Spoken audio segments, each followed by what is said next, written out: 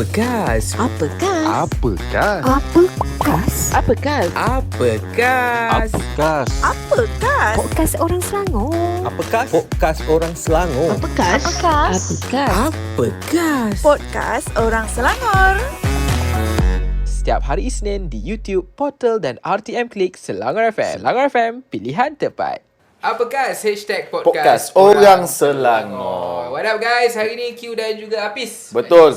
Tapi sebelum tu Q nak ucapkan selamat Oh, tahun baru kepada penonton semua. Xin xin hao, xin xin hao. Happy New Year. Itu New Year lain. Okay. Itu Chinese New Oh, Year. tu. Ini New Year biasa. Saya kalau dengar New Year tu jawab. Kena risau kau ni. Tahun baru lah tu. Itu bulan Januari lain bunyi dia. Oh. Baru lepas yang hari tu Christmas. Merry Christmas. Tapi itulah keunikan Malaysia. Tapi hari ni kita nak bawakan keunikan untuk anda juga. Betul. Dalam kita punya Apa Kas macam Hashtag Podcast biasalah. Orang Selangor. Episod yang ke-9. Ke-9 betul? Betul. Kau sekejap Ya. Dah nak masuk tahun baru pula lagi. Okey, apa pun untuk anda macam biasa nak tahu apa yang kita nak bincangkan, kita kena roda, kita kasih putar lah. Cantik. Putar satu kali.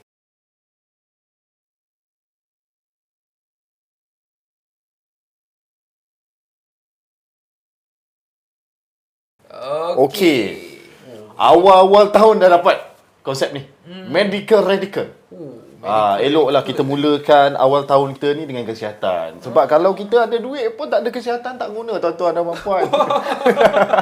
Saya ingatkan dah berubah. Sama juga. Apa tu? Dia kena roh datang. Roh datang. Kadang benda tahun baru pun perangai tetap sama. Aku dah harap Okey, medical radical kita nak sama dengan siapa ni? Okey, hari ni kita sebabkan lama dah aku impikan Apa berat tu? badan ideal. So kita bawakan Janganlah ikut orang. Idea siapa? tak ideal. Ideal. Okey. Awak ni suka niru orang tak berat badan ikut orang. Tak, ideal ni kira macam yang elok Oh, kita sesuai. saya ingatkan orang. Kita bersama dengan seorang ni yang tahu pasal pemakanan, pasal dietary. Kita bersama dengan Puan Norkam Sina Aziz. Cantik. Okey, puan, selamat datang puan ke mini studio kita. Yes. Okey. Terima kasih, Hafiz. Memang bagus puan. Puan ada kat sini sebab tahun baru kebanyakan orang mulakan azam nak turun berat badan. Betul. Tapi dia sambung daripada tahun 1993 punya azam sampai sekarang tak tercapai. Dia carry sampai tahun 2024 ni. Tak boleh kira. Tapi puan ni lah macam Apis sebut kan, tiap-tiap tahun tu azam kita nak kuruskan berat badan. Betul. Nak pastikan nak turunkan berat badan. Lepas tu ada juga yang nak pastikan kesihatan. Puan sebagai pegawai pemakanan ASN, tiap-tiap tahun benda sama orang akan tanya. Tapi nak pastikan bahawa perjalanan tu okey, untuk anda sendiri mungkin sebagai jaga atlet pun kan? Sekarang ni? Saya pegawai pemakanan sukan. Okey. So berpengalaman untuk jaga diet untuk atlet, pemakanan untuk atlet, untuk improve performance. Tapi sekarang ni lebih pada program untuk pengurusan berat badan, pengurusan lemak badan, nak bantu orang kat luar sana untuk turunkan berat secara betul, selamat dan sihat, dan turun yang sihat lah, which is yang kita target adalah penurunan lemak dalam badan. Lemak tu cute. Lemak tu yang jahat. Ya. Bukan berat tu saja. Tapi saya tertarik dengan Puan Kamsina cakap tadi, turunkan berat badan untuk improvement atlet. So punya pentingnya pemakanan ni, selain daripada latihan, makanan ni pun kena jaga gak, baru atlet tu lagi-lagi laju kan. Ke macam mana? Ke utamakan buat pemakanan, latihan ni carry berapa je? Berapa persen? Dia semuanya kena combination lah. Sebab contoh untuk performance atlet tu, dia ada banyak faktor yang akan improve atlet performance. Jadi sesetengah sukan, tak semua, tapi sesetengah sukan dan kebanyakan sukan, dia memang faktor yang improve performance dia adalah nutrition. Sebab nutrition atau pemakanan yang bagi tenaga ke atlet. So kalau atlet tu dalam apa-apa sukan pun memang perlukan tenaga lah. Kalau let's say bukan masa dia perform, tapi kadang masa recovery dia, perlu dia nak gain balik tenaga dia untuk back to back training, back to back competition semua. Jadi macam memang ada elemen pemakanan tu untuk bantu performance atlet. Okey, so maknanya jaga atlet. Antara atlet yang puan jaga siapa puan? Kalau saya jaga daripada 2014 hingga 2019, dalam 5 tahun macam tu, saya kepakaran ataupun speciality saya lebih pada sukan strength and endurance. Sukan kekuatan dan daya tahan. So antara sukan-sukannya sukan olahraga. Okey. Semua Atlet. sebab dalam olahraga ada yang Lari long distance, ada yang apa middle ni, distance, ha. ada sprinter, thrower. Semua tu itu kalau atletik tu macam semualah. Aha. Semua ada, Habis lah. semua Semua cover. cover. Maksudnya semua cabang sukan tu ada kat dalam situ. Lepas tu kalau yang endurance lain adalah Tingkat road berat. cyclist. Oh, cyclist. Endurance, road cyclist, apa tu track cyclist. Dan kalau yang strength, weightlifting, apa tu speed skating. Speed Speed skating. Speed skating kita ada masa 2017. Oh. Yang Dekat macam skating tapi dia speed. pusing. Dia pusing atas ice tu. Oh, okey. Kita masuk Olimpik juga kan. Kita pernah masuk, ada wakil kita. Ada. I see. Okay. Skating. Oh, track bicycle track. Tok Jijo pernah Tok Jijo, ada ha. puan jugalah. Ada tapi Jijo dia senior. Ah, Senior dia dah tahu dah dia Dia punya. dah tahu dah, dia Ya, dah tahu. dia dah tahu dah Jadi cara dia. Kita lebih pada macam support in term of macam tengok dia punya komposisi badan, supply apa tu bagi suplemen yang dia perlukan. Okay. Tapi untuk advice dia cara makan untuk tu Dia dah dia dah master lah, dah master lah. master dah. Okey, tapi benda ni ada kurang, contoh kita bagi makan. Ada ke atlet-atlet yang culas tu boleh detect kita apa ni macam puan boleh tahu ke ni mesti tak ikut pemakanan yang betul. Budak ni makan Makan kambing, sate ni pun 30 cucuk ni. Kalau tengok mulut berminyak.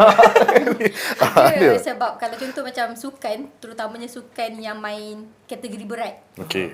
Diorang dia kalau ikutkan atlet ni macam badan dia kebanyakan atlet lah. Dia memang otot. Okay, jadi badan dia sangat berotot.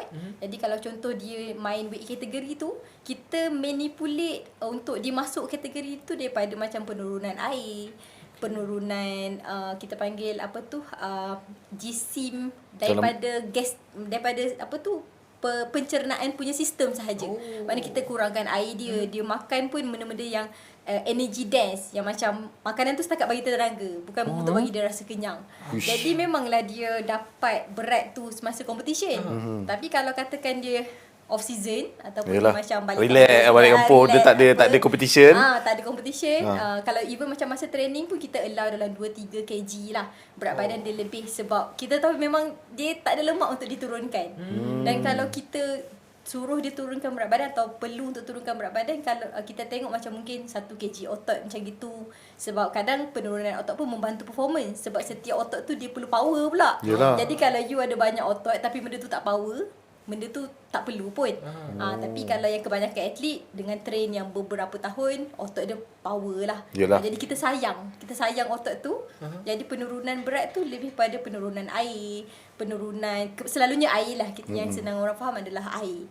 Okay? Jadi bila dia balik kampung ataupun dia makan macam biasa, boleh jadi 5 kg naik. Tapi itu semua hanya macam kita panggil GSIM, lupa pula term tu, tapi lebih pada yang GSIM daripada air, GSIM daripada makanan. Sebab bila kita makan something, air pun akan attach dalam badan kita, dekat sel-sel badan kita ni. Jadi benda tu macam just bukan darah daging dia, bukan lemak dia naik, bukan otot dia naik. Tapi dia sebab GSIM yang ada daripada pemakanan, daripada dalam kehidupan dia, volume dia tu macam naik lah. Macam ibarat kita sponge, yang spine yang kering tu kan, kita letak dia dalam air, dia kan menyerap semua kan. Yalah. Tapi dia tak kembang pun. Tapi dia tak kembang saiz tu Yalah. saja. Tapi berat tu kalau kita timbang berat lah. Tapi kalau atlet pun lebih kurang macam gitu, sebab kenaikan tu hanya macam seketika saja. Unless kalau dia off season lama sangat dan benda tu bertukar lah jadi lemak. Jadilah berat badan dia betul, darah daging dia betul. Tapi kalau let's say dia dah mungkin cuti seminggu, 2 minggu, lepas tu dia masuk training balik, reduce balik lah berat tu. Sebab glycogen, apa yang dia makan tu semua, air tu semua dah keluar balik sebagai peluh, sebagai tenaga, dan dia just akan kembali ke berat badan dia 2-3 kg lebih daripada berat badan sebelum tu, yang kategori berat badan dia. Contohnya yang berat badan kategori ni macam tinju, Tinju, berat badan apa ni, angkat berat. Saya biasa sebelum ke strength and endurance, saya jaga juga sukan-sukan daripada grup lain. Antara yang weight kategori yang saya jaga adalah silat. Oh, okay. So memang ada weight kategori dia kan. Sure. So ada kategori A, B, C semua tu. Jadi semuanya kena duduk dalam berat masing-masing. Jadi memang play around lah. Memang faham sangat lah. Untuk recovery tu macam mana pula penjagaan dia? Dalam proses dia nak recovery, contohnya macam game-game fight ni kan. Kan dia ada fasa recovery lepas competition, macam silat apa semua. Macam mana pula pemakanan mereka tu? Dia pemakanan untuk recovery ni ada 3 Okay. kita katalah. Recover untuk energi dia, recover untuk air, dengan repair muscle. 3 ni kalau dia dapat lengkap, jaga makan dengan baik, 3-3 ni akan pulih dengan cepat maksimum lah.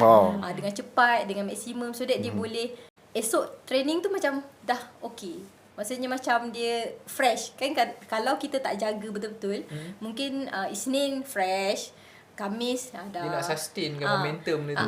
Jadi macam recovery tu, habis training ada cara makan dia, kita panggil post nutrition.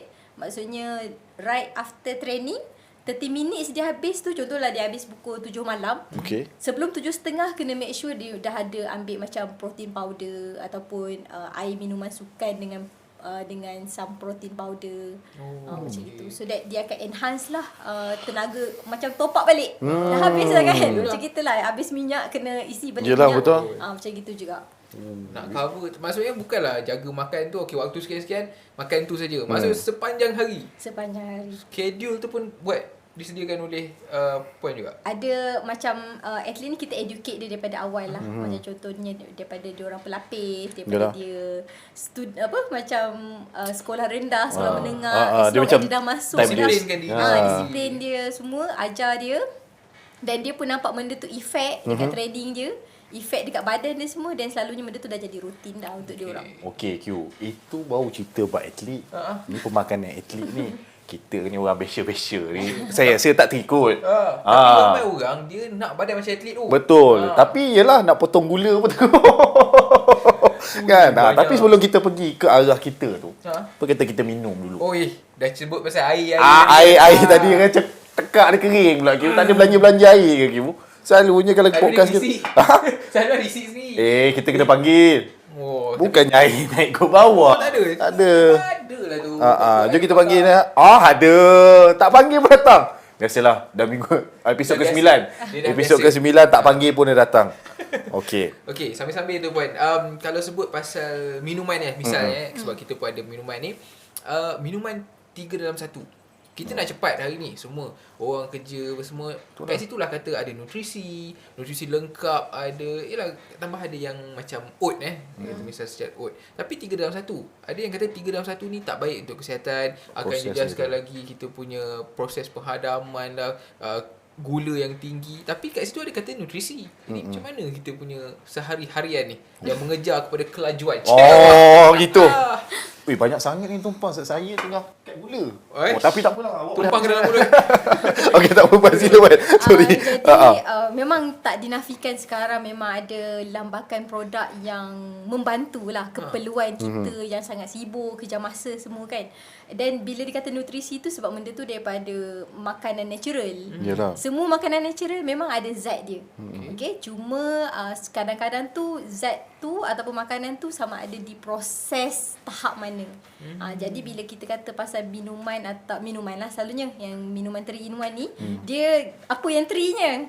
Produk asas dia. Okey, sama ada emak punya kandungan ataupun kopi ataupun teh. Lepas tu another two adalah sugar dan satu lagi adalah creamer.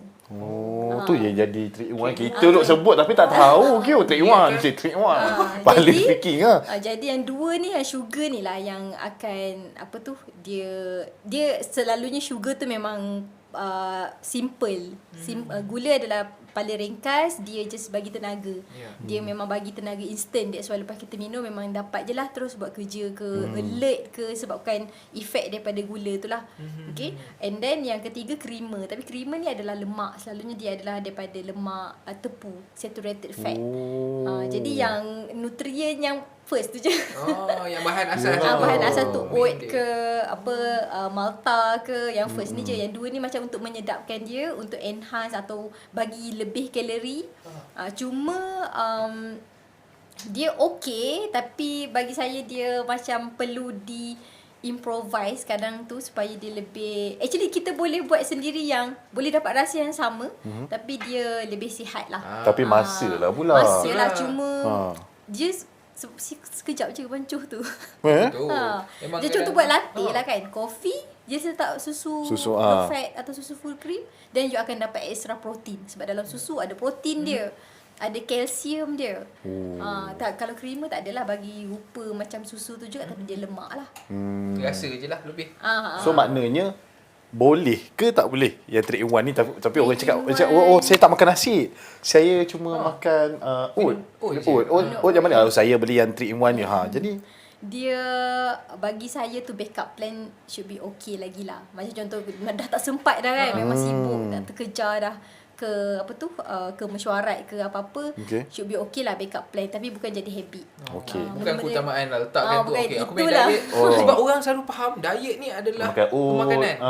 Hmm. Tapi sebenarnya diet tu adalah kita mengawal durasi ataupun rutin seharian kita dengan Ya, pemakanan yang diet betul. tu adalah corak pemakanan. Corak Bila pemakanan. kita kata corak pemakanan, benda tu yang macam memang kita tak perlu fikir, kita just ambil dan kita makan. Itu rutin kita, itu corak kita. Tidaklah macam yang ramai orang cakap, saya nak kena makan banyak hari ni sebab esok nak start diet. Kan kebanyakan kan orang kita Start dengan cheat day. orang kan Dia- hari ni jelas, contoh hari tahun ni tahun itu hari Hari kan, ambang 27 tahun. ambang tahun baru tu dah makan sapedek macam-macam. Sebab tahun depan nak diet. Esok tu cut semua gula, garam, just makan oat je. Betul ke macam tu kan? Macam bukan ramai. Banyak sangat Tak, tau. kawan-kawan suka buat Jangan- semua buat macam tu. Jangan marah-marah. Saya Bincang geram. Bila kita makan tu dia tengok, berminyak. Sambil-sambil tu minum. Saya geram. Okey puan, Relax tiga lah, puan. patut sambil-sambil tu. Dia dia lebih kepada macam in moderation lah. Bila kita nak buat satu-satu diet ataupun nak ubah satu benda daripada kebiasaan tu, jangan go extreme. Okey. Bila go extreme, boring dan terpaksa dan takkan jadi gaya hidup. Dia just untuk capai satu benda je. Dah tercapai berat badan ideal tu. Nak sustain, bye-bye. Sustain, bye-bye. Dah macam final exam. Dah macam dah habis dah. Dah tak nak baca dah soalan, tak nak baca dah soalan kan. Ya, orang cakap Afdol apa ni? Redor dah. Jadi dia kena ada knowledge lah. Kena ada knowledge you nak apa. Sebab macam contoh bila awal tahun misi kan, biasalah. tahun baru biasalah memang tak Termasuklah top yang tukang 10. bercakap ni kan. Top 10 punya azam tahun baru tu mesti ada yang nak turunkan berat badan. Lepas tu contohnya financial kan, parenting punya knowledge, semua kita nak gain, tapi kita tak boleh gain macam ikut logik. Sebab benda ni semua perlukan ilmu, ada pakar kat luar sana. Sebab pakar ni kan macam just seorang-seorang kan. Jadi kita tak boleh jadi pakar untuk semua. Jadi kita kena rujuk pakar dan dapatkan knowledge, dan of course lah baca daripada here and there kan, social media semua, tapi tanya dapatkan beberapa opinion lah. Okay? Lepas tu baru you akan dapat something yang macam ni relevan ataupun sesuai untuk aku buat. So maknanya kaji lah dulu nak Kaji apa. lah. Tengok rutin kita balik. Yelah. Kita punya cara hidup kan. Tak perlulah cut terus Saya kan. bagi contoh nak buat IF. Okey. Intermittent fasting. Okey. Terus nak buat makan pukul 12 tengah hari Ya, sampai pukul 6 petang. betul. Sejenisnya gastrik. Dah macam mana? Gastrik lah. Ya. Kan Daripada tak ada penyakit tu ada penyakit. atau macam benda tu selalunya taklah senang nak segang, tapi sebabkan dia terus nak Hardcore buat sangat. hardcore terus. Dan padahal IF tu adalah cara untuk mendisiplinkan orang. Timing makan sekejap, 6 jam, 8 jam. Jadi dia senang nak kontrol kalori intake dia. Tapi kalau seseorang tu dah ada gastrik, ada GERD, ataupun seorang yang sangat busy waktu pagi, dah kena macam merancang macam-macam benda, tapi dia tak nak ambil makanan, so benda tu tak sesuai. Tak semua orang sesuai untuk buat diet yang sama. So kena kaji juga badan kita ni. Kaji, kenali diri kita dan dapatkan knowledge daripada pakar, daripada banyak opinion semua, supaya kita macam yang ni boleh, yang ni aku tak boleh buat. Okey, satu lagi. Ada satu lah. Orang ramai cakap, aku tak boleh lah diet mengarut sebab aku ni jenis baka besar. Kan? Keturunan aku tengok lah, mak aku memang macam tu daripada dulu. Dia upamakan macam, tengok gajah tak makan nasi pun gemuk je. Dia upamakan macam tu. Puan tahu? Logik ke? Kau ni daripada tadi macam Tak adalah. Ini kawan-kawan punya pengalaman. emosi sangat dia Saya pasal berat badan ni. berat badan ni sebab kena tahu sebab kawan-kawan ni Ya, dah cukup. ada peluang ni tanya lah kan. Boleh kan? Contohlah kalau kita ada macam-macam tools ataupun mesin Okey. untuk check komposisi badan kita. Oh, ada banyak Contoh yang biasa kita dengar macam check BMI kan, Ya. berat badan over tinggi. Okey, tapi itu secara general.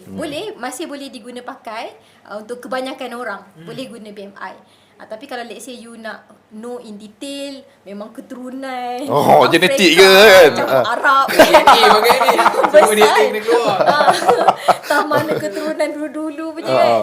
Jadi kalau you nak check yang macam kita kata ada DEXA scan, ada BIA, Bioelectrical Impedance Analysis, yang itu macam lebih detail yang untuk kita nampak ketumpatan tulang.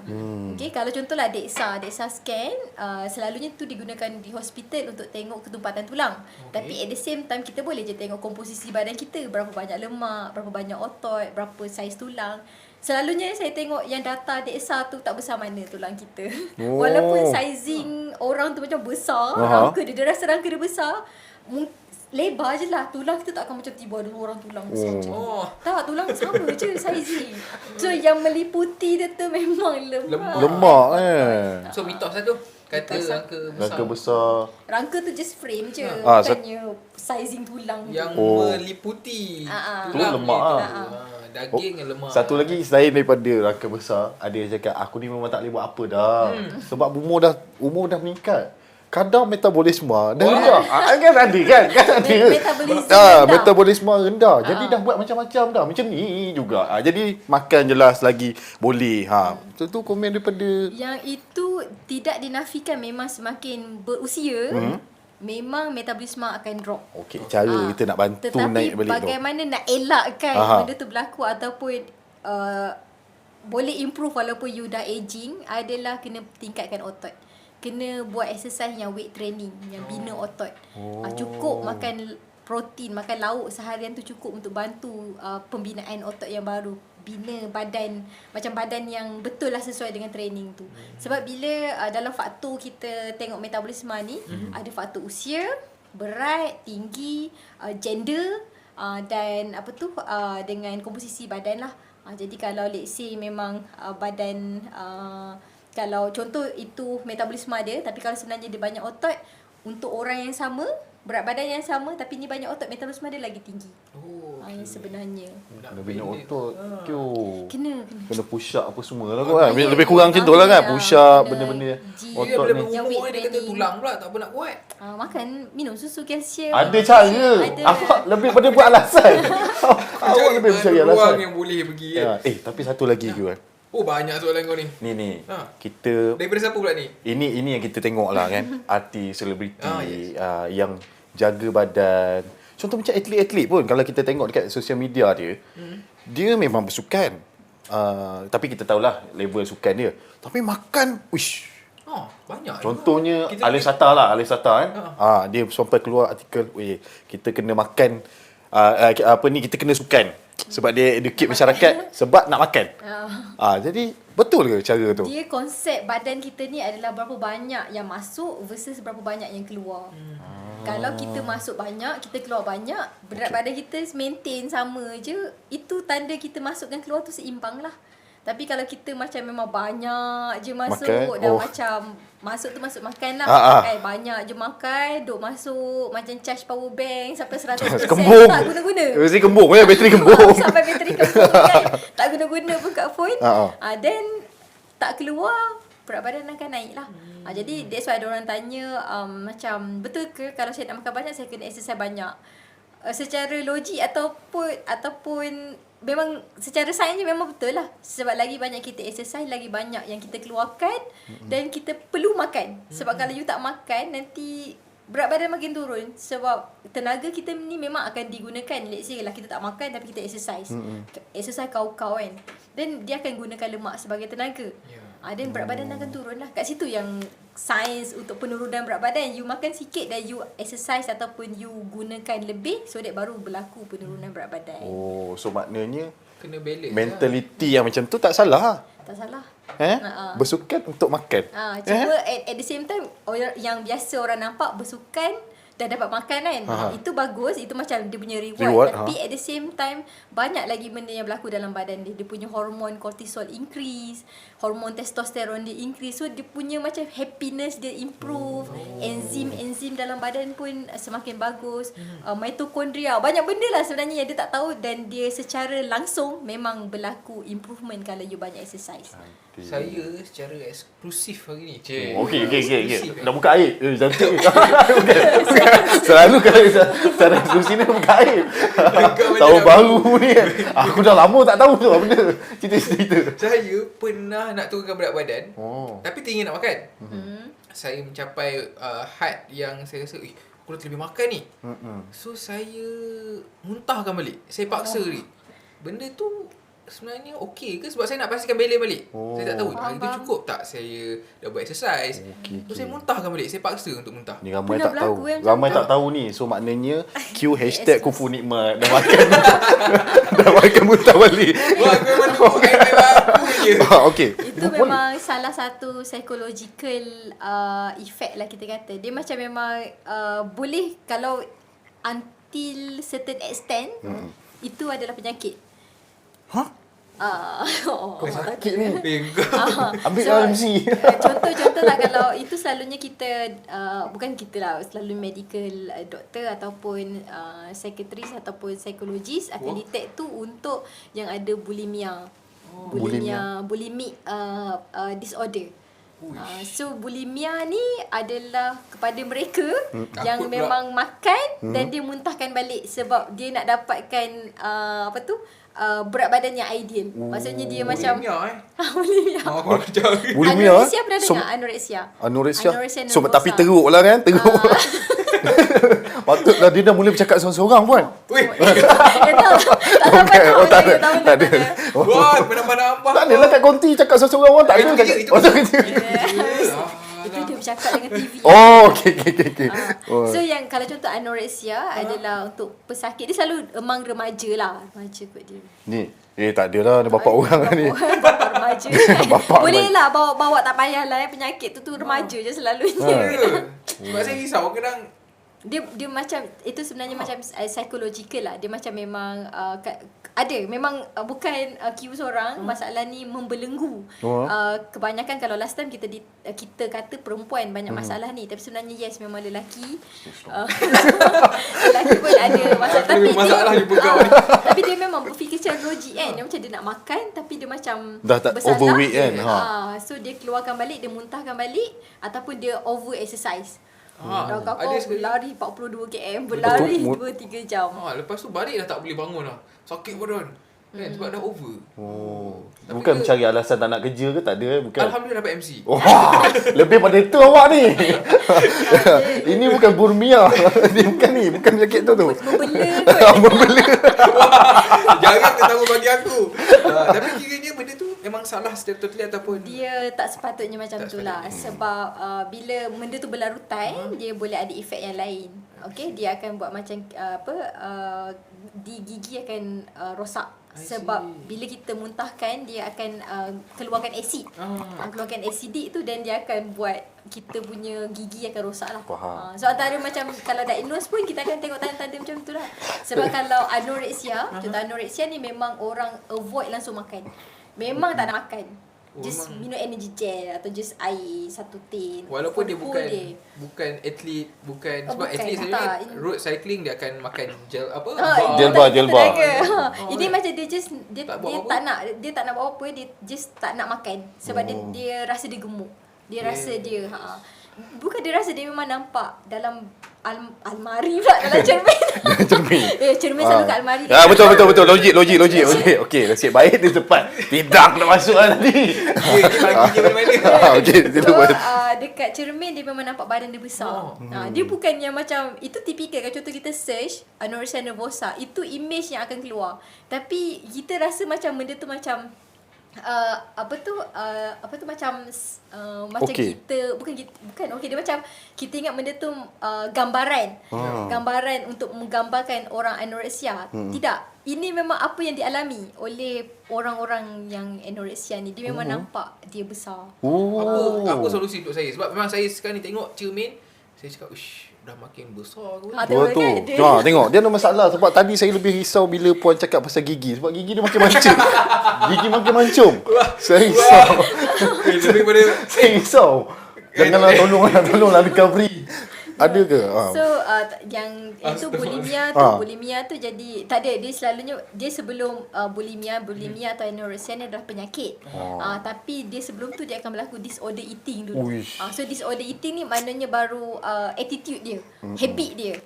So jangan sampai develop penyakit tu lah, tapi selalu penyakit tu semua didiagnose oleh doktor pakar lain lah. Cuma ada this kind of problem. Macam tadi pun Kamsina cakap nampak besar tu penyakit apa nama dia? Saya tak naklah sebut. Anoreksia. Tapi kalau ada juga yang tengok cermin, wah nampak macam nampak macam kurus kan. Kadang-kadang saya menghidap penyakit tu juga. Kan, saya nampak macam six pack tengok di depan. Itu nama dia confident. Overconfident. Faham. penyakit kau lagi parah daripada penyakit aku. Yalah. Parah tu. Itulah yang menyumbang kepada prevalence obesity di Malaysia. Ni lah rupa-rupanya. Antara. So saya ubat dia kena macam low sikit lah dia ni, tapi dia tak penyakit macam boleh rosakkan gigi pun tak ada. Okey, alhamdulillah. Ini lagi cepat jalan. Okey, puan. Kita nak nasihat daripada puan lah kan. Ramai orang tahun baru ni memang nak turun berat badan tapi caranya tu salah. So tips lah. Okey, kita nak tips lah. Tips mudah lah kan. Tips lah paling mudah lah sampai tak nak lah kita bagi orang tu fikir nak kurus tu jadi tak betul. Taklah, awak fikir lah tak betul lah apa yang awak fikir tu. Tips yang sebenarnya. Tips dia adalah kena ada knowledge. Okay. Kena memang study lah. Dia tak boleh Samborono je. Perangan hari ni kalau boleh esok dah nak kurus tak boleh. Sebab you dah jadi sedemikian pun disebabkan bertahun-tahun punya habit. So tak mungkin nak lepas lepas sehari terus dapat ideal kan. Memang tak logik, memang salah lah. Hukum badan tu memang tak akan berlaku macam gitu. So you kena ada knowledge. Yang kedua kena ada satu apa kita kata matlamat ataupun niat. Niat yang murni, niat yang macam yang menguatkan you untuk betul-betul buat benda ni. Sebab selalunya yang saya tengok orang yang berjaya ni adalah dia macam dia solid dengan apa yang dia nak. Dia macam bukan ikut orang.